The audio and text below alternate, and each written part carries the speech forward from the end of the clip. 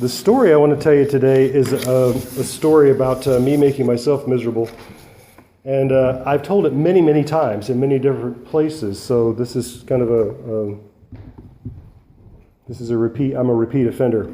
But I have realized over the years that I have told this as a story of something remarkable that happened to me, only because it was remarkable to me, if that makes any sense. As you'll hear, really the point is that this happens to lots of people. It's just dumb luck that I haven't yet told it to a group of people who've all said, yeah, we've totally been there. We know. So this is not my nobody knows the trouble I've seen. This is just at the time that was new to me. Anyway, this is my Columbus Day story. That's why I was hopping up and down in the program and publicity committee saying, ooh, the Sunday before Columbus Day is open, that's for me. And that will become clear later. That's about something that happened to me in the middle of October, about half of my life ago. I was given this talk at a Baptist church in Birmingham years ago, and the pastor afterwards said, I think you should call this talk, How I Discovered America. And I said, that's brilliant. So credit to Steve Jones, Reverend Steve Jones, for coming up with that. I don't think I have to persuade anybody in this room that Columbus Day, as we have celebrated it, is at best kind of a silly proposition, at worst deeply offensive to countless people, and yet we keep doing it. It's there, it's stuck. There are places that have started observing the day as Native Americans Day or Indigenous Peoples Day. Thank goodness. That's not a national holiday. I don't know what it would take, what force of nature would have to occur to make that nationwide. October 9th is celebrated in some places as Leif Erikson Day. Also celebrated as that. The Norwegians have always told a different story about who discovered America, but over here we haven't paid it much mind because Europeans are likely to say anything and we don't listen to them. Our story is that we were an unknown race of primitives over here until Europeans landed in the Caribbean. Columbus never set foot on this continent, never knew, he died still thinking that he was in India. But Leif Erikson, the Norwegians have known, was here 1,000 years ago. But that was up for some debate. And in 1960, you may know, archaeologists in Newfoundland found hard archaeological evidence of the presence of the Vikings, and specifically of Leif Erikson and his people. This is in 1960. This is about the time that my mom was pregnant with me. So, that is why my name is Lee Eric Shackleford. It was in the news. It was something people were talking about, Leif Erikson, and the likelihood that he was, in fact, the first European to set foot here. If you're interested in the history, as I am, I can tell you, one of the reasons why Leif Erikson ended up in Newfoundland is because he had a map directing him there. So people had already been there before him. Europeans had been there before him. But, we all know from looking at the drawings that were in our history books of Columbus, or maybe of Erikson, setting foot in the New World, what else is always in that picture? The other people there greeting them. So, even as a kid, I thought, well, why are we saying he discovered it when there are clearly already people there? It's not something we want to talk about in our Eurocentric worldview, right? What we mean is when the white people got here. That's what we mean when things started to matter. Well, so I'm named for the actual first European whose name we know of who set foot on this continent like it matters. So I've always had a particular personal antipathy about Columbus Day. Skip ahead 25 years. Boy, I could tell you a lot about how this happened, but I need to skip a lot. Graduated, I finished my master's degree, I went off to New York City to seek my fortune. Weird set of circumstances. I ended up working for a man named Bernard Bloch, who was kind of impresario, entrepreneur, had a finger in 1,000 different pies, and he had worked for Bob Hope and was still connected with the Hope family and legacy and all that stuff. And he provided stuff for shows on Broadway and in Las Vegas. And I went to work for him. And I lived in the scene shop in Long Island City, which is very handy and very free, which is very important if you're a young man going off to live in New York City for the first time. But it also meant that when I woke up, I was at work. And I didn't go to sleep until we were finished with whatever we were doing in there that day. But in the course of that, I designed props that were on stage at the Metropolitan Opera and scenic elements that ended up on the stage at Radio City Music Hall and stuff like that. So it was an exciting time. But I didn't have any money, and I didn't really have a fixed abode except living in the scene shop, and I kind of wanted out of there. But Bernard helped me set up arrangements to get an apartment, which is a very complex thing, at least it was in New York in the 80s, and to actually set up a bank account in New York, which I didn't have. And this is the thing I was most excited about, and it becomes important to the story. I know this is boring, this part, but stay with me. In Midtown Manhattan, they just built a new post office. It's going to be the central post office for New York City. It's a big deal. It's this giant building, and I wanted a post office box there. That's going to be my Manhattan address, and that's going to show that I'm important and I'm a real person and all this stuff. P.O. Box 8128. I got my box, and they have boxes inside the building, and they also have a kiosk, this is the important part, of post office boxes that are outside the building. There's a little kiosk, a little glassed-off area where you go and you open a door, and 24/7 you can get to that mailbox. I said, those are the ones I want. Because, our work kept us up to all different kinds of odd hours. I want to be able to go in there and check all the important mail I'm going to be getting at any time of the day or night. So I've got my box, 8128. I wish I'd kept the key somehow because that would be a cool souvenir to have. Now, here's the thing. The first time that I ever went down there in the middle of the night to try to check my mailbox, which never had anything in it, of course, it was full of the little kiosk was full of people. There were people sleeping on the floor in there. It was air conditioned. There were lights 24/7. It was a relatively safe place to go and hide if you're living on the street. I was appalled. I kind of came in and said, eh. Because this is part of how I was brought up. Homeless people, that is to say bums, are people who didn't try hard enough, or people who didn't work hard enough, or people who didn't study hard enough in school, people who don't care what happens to them. I was taught this. And they're dangerous. I'm not exactly sure why, but I always had the vague sense that they are terribly, terribly dangerous, and they smell bad, and so I just kind of backed out. Now, it's not like I'd never seen homeless people in New York before, but I'd never been in the same room with a bunch of people sleeping with the door closed behind me. Does that make sense? And so it kind of took the bloom off the rose of my Manhattan address. Anyway, the post office box still is really important to this story, because the next thing that happened was that Bernard said to me, okay, we're going west. We've got things to do in Las Vegas. We've got things to do in Los Angeles. You're coming with me. I can't tell you when we're coming back. I can't tell you where we're staying, but I'm going to feed you, and that's all you need to know. So let's go. Part of this adventure involved me driving a truck across the edge of the Mojave Desert like Indiana Jones. Anyway, it was an adventure, but because I knew it was going to be that kind of thing, I got very concerned about whether or not I'd be able to keep up with my stuff. I didn't have a lot of stuff at 25 and having moved to New York in this way. But I did have the key to this apartment that isn't quite ready for me yet. Okay, they've already sent me the key, but I can't move into the apartment yet. I've got the debit card for this bank account that I just opened. And I have the key to the scene shop, and I've got the key to my post office box. So those four things are the most valuable things in the world to me, and I figured if I went out on this journey and I lost any of those things, I'm messed up. So I decided I can put the post office box key on a chain around my neck. I can keep up with that. The rest of the stuff I'm going to have to figure out something to do with.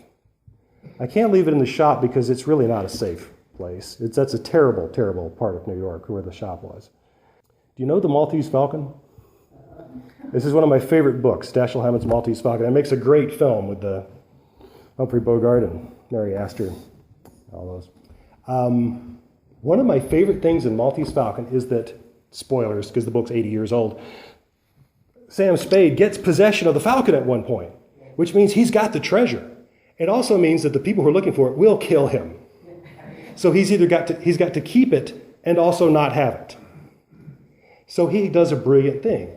He wraps it up in a package and he takes it to baggage claim at the bus station in San Francisco, and they give him the claim check for it. Well, the claim check is still his ticket to death, right? If these guys find him and search him for it. So he puts it in an envelope and mails it to himself. Now the bird is gone, and his key to getting the bird back is gone. He'll get it in a few days. It'll come to his mailbox, right? But that gives him a chance to figure out what he's going to do. And I always thought, that's brilliant. So I decided to do the same thing. I made a package that had those keys, my debit card.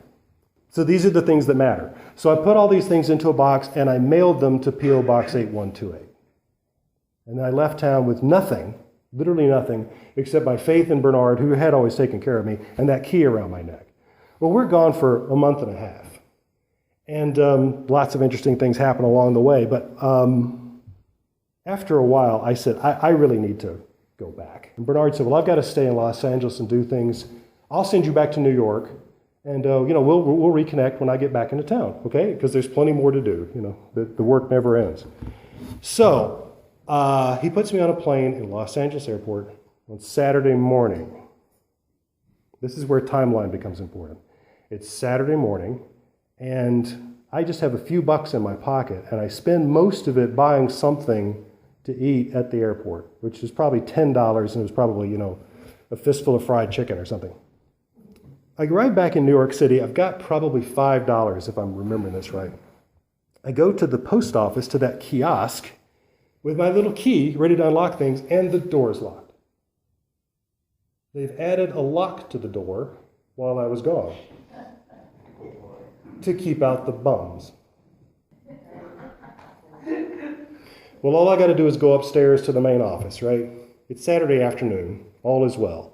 I go up, and of course, the whole post office, the whole building is shuttered. It's locked. They close at noon on Saturdays. They're going to be closed Saturday night and all day Sunday.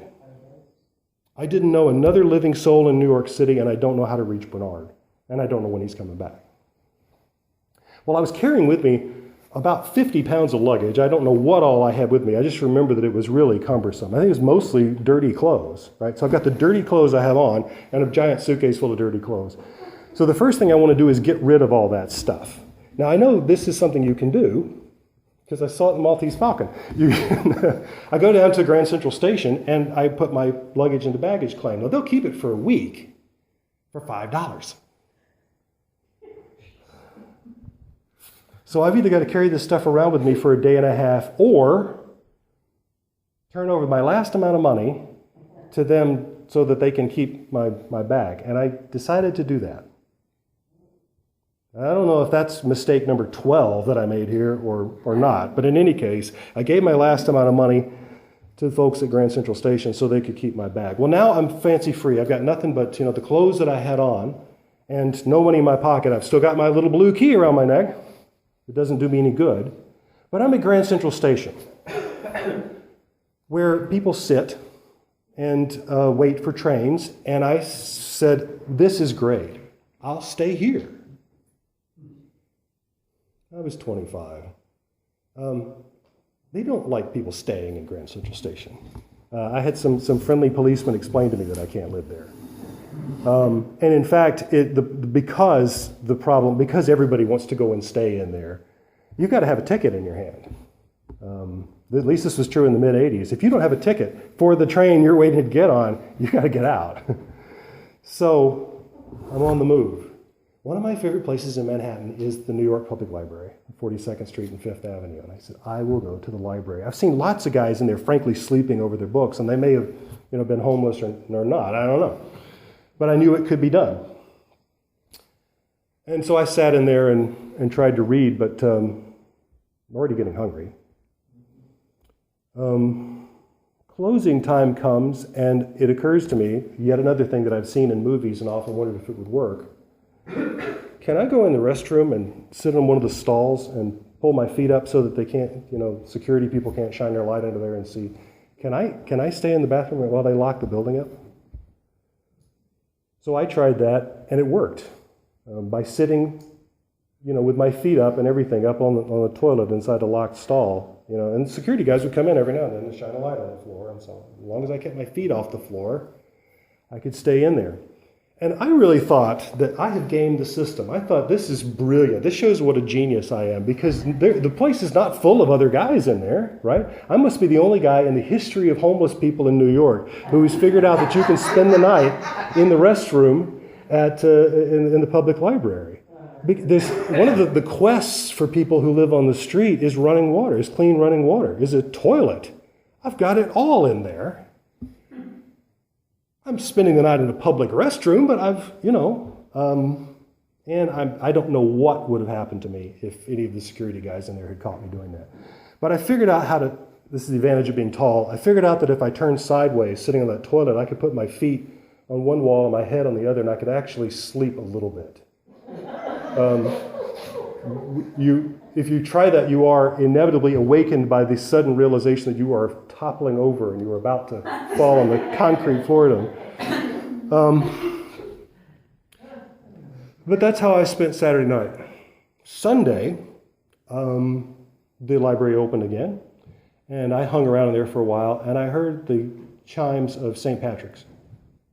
And I said, I'm going to church. For a variety of reasons, and may God forgive me for this, but one of the things I'm thinking about is communion.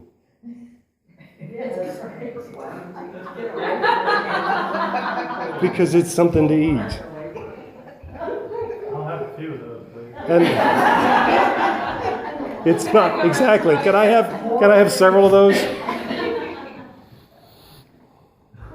There are also, on the back pews of St. Patrick's every Sunday, there are lots and lots and lots of people who've come in there to sleep.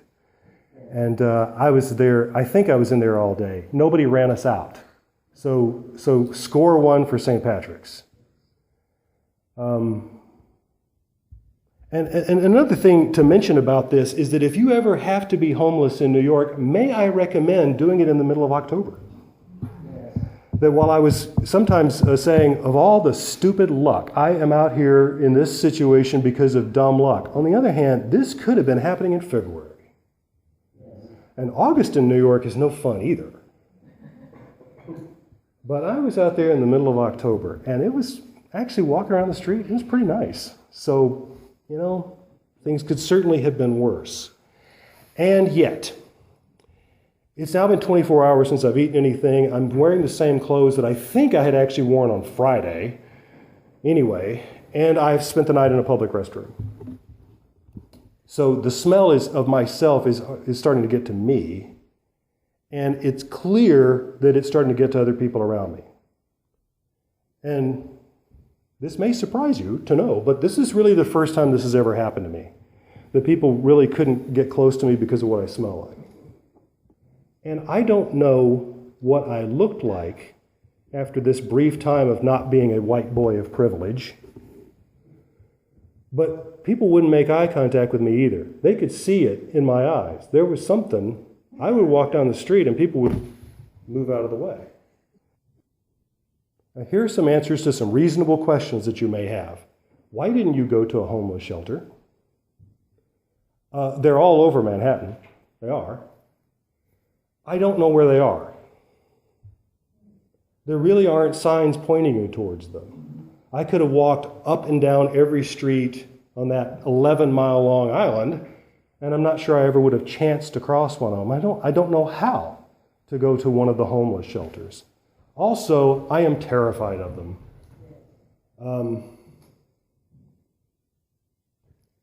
At this point in the adventure, I'm not going to say, because they're full of bums, because shoe's on the other foot, isn't it?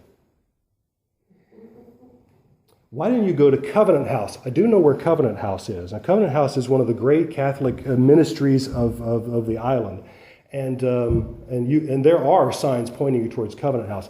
Covenant House is specifically for people who are on the street who are trying to recover from an addiction. And I really don't feel like I can go in and say, hey, I locked myself out of my apartment in the bank. And can I say, I'm not going to do it. I'm not going to take a bed away from one of those men or women. I'm just not. So third question, why didn't you call your parents? There used to be these telephones outdoors. Do you remember this? And if you have a quarter, in Manhattan, it costs a quarter to get the operator. I remember this in the 80s. But I think I can find a quarter. If I can come up with a quarter, I can make a collect call to my parents and say, can you wire me some money or something? My dad, in his philanthropy, he's always sending money by Western Union. He could do it in his sleep. Anybody, why am I not going to call my parents? Yeah. I'm deeply, deeply embarrassed. I mean, this is my great New York adventure. I went off to seek my food. Don't worry about me. I can take care of myself. I didn't tell them about this for years. I had made myself a less than. I had made myself someone beneath the notice of other people just through a bad decision, a breakdown of communications, a twist of fate, some bad luck. I'm not trying to defend it. I made some mistakes, I didn't break any laws. I didn't do anything that hurt anybody but me. I just made some mistakes. And I have joined America's homeless. So this is the beginning of my discovery of America, right? America is a place where the membrane that separates those of us who live indoors from those of us who live outdoors is incredibly thin.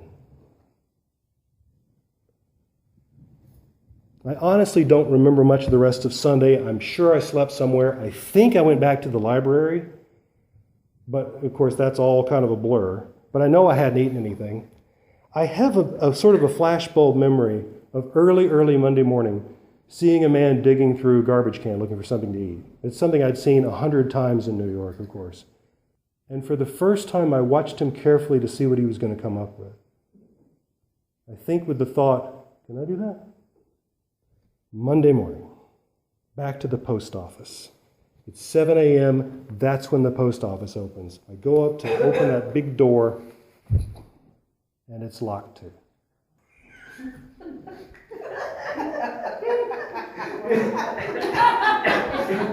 It's Columbus Day.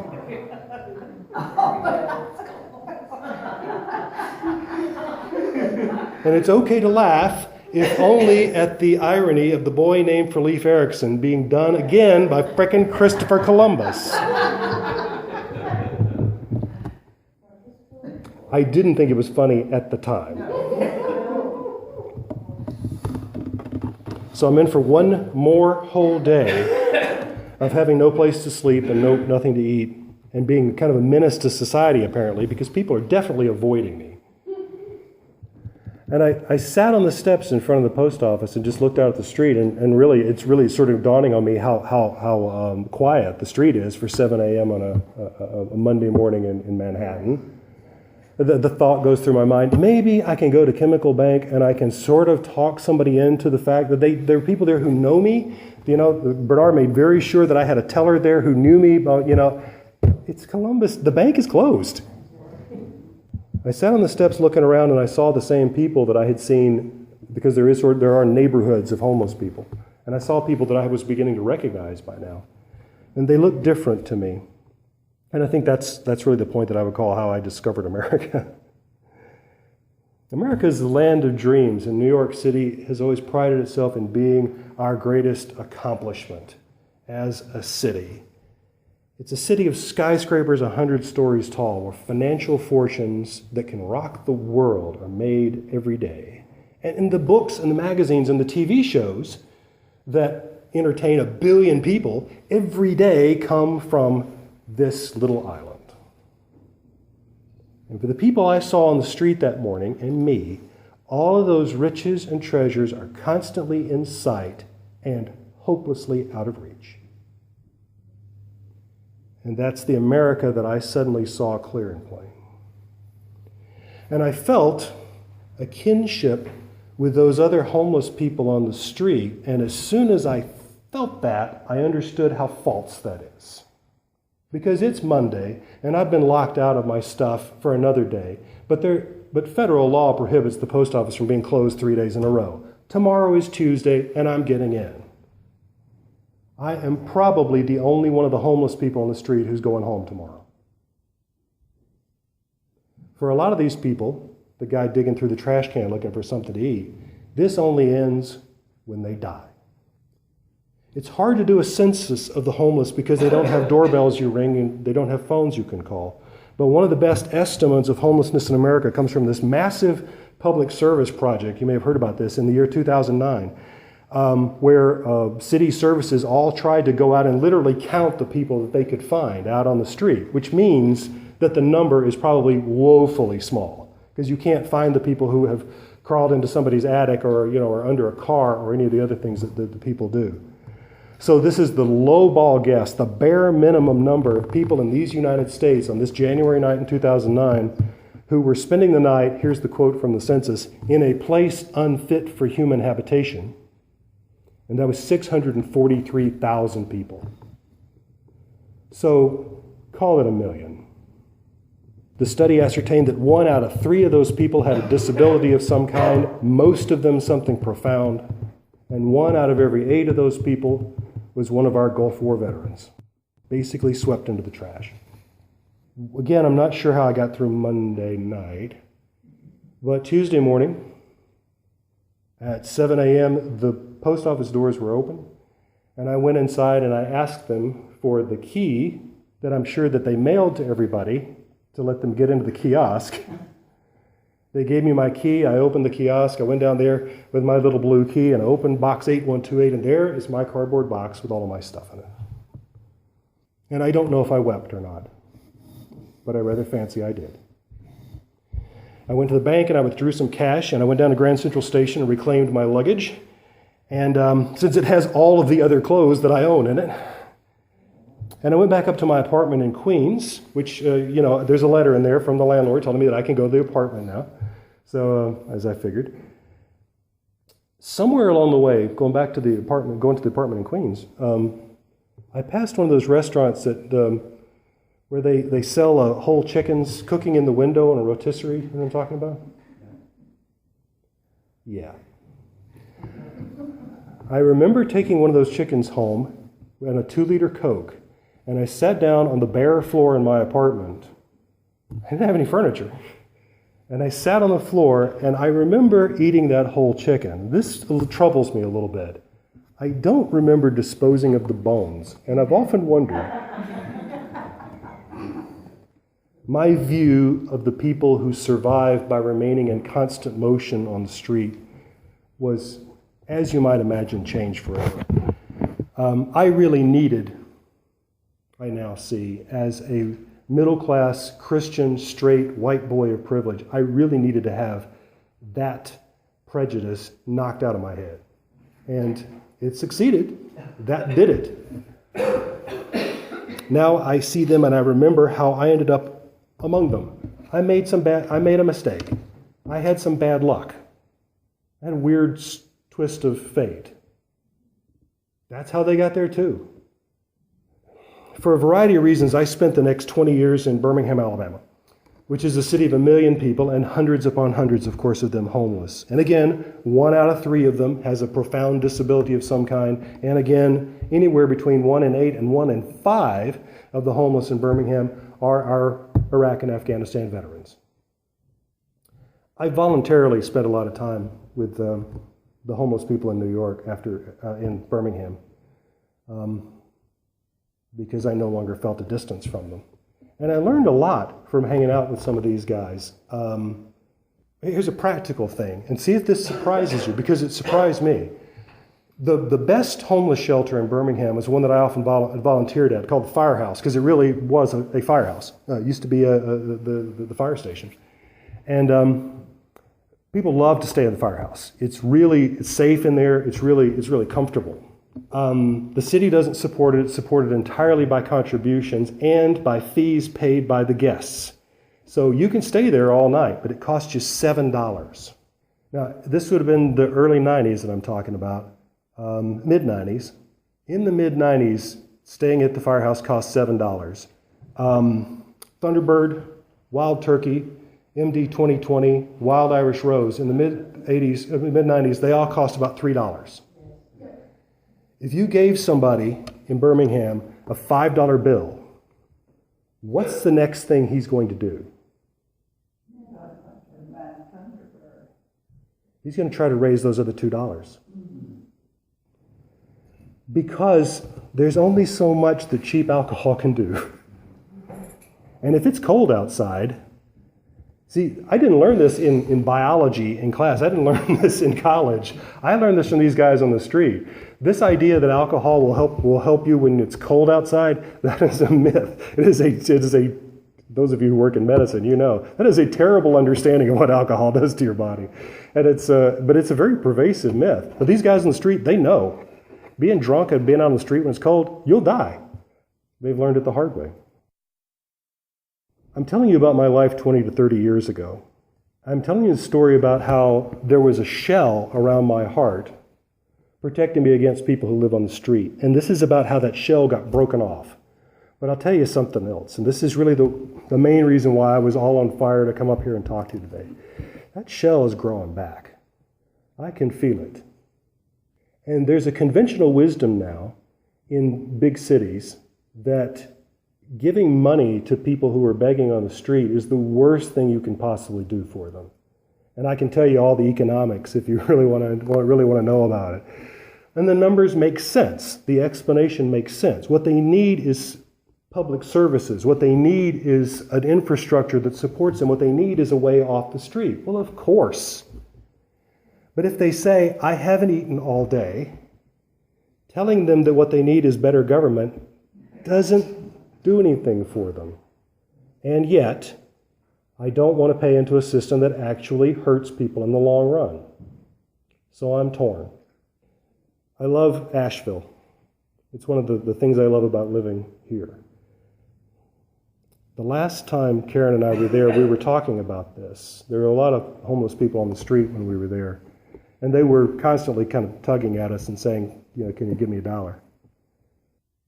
Because I've decided I don't want to give money to people living on the street, because it's ultimately bad for them, I've just started pushing past them. And the last time this happened, this is not the last time we were in Asheville, but I think the time before that, somebody, held his hand out to Karen, and she moved past him, because we've been talking about this, did the same thing to me, and I kind of edged away from him, and he plucked at my sleeve. He actually touched me, which is pretty aggressive. This is something that in the homeless community they say, don't do that. But he did it and made me turn around. And so I stopped on this busy street in Asheville and just kind of looked back at him. And he said, aren't you even going to look at me?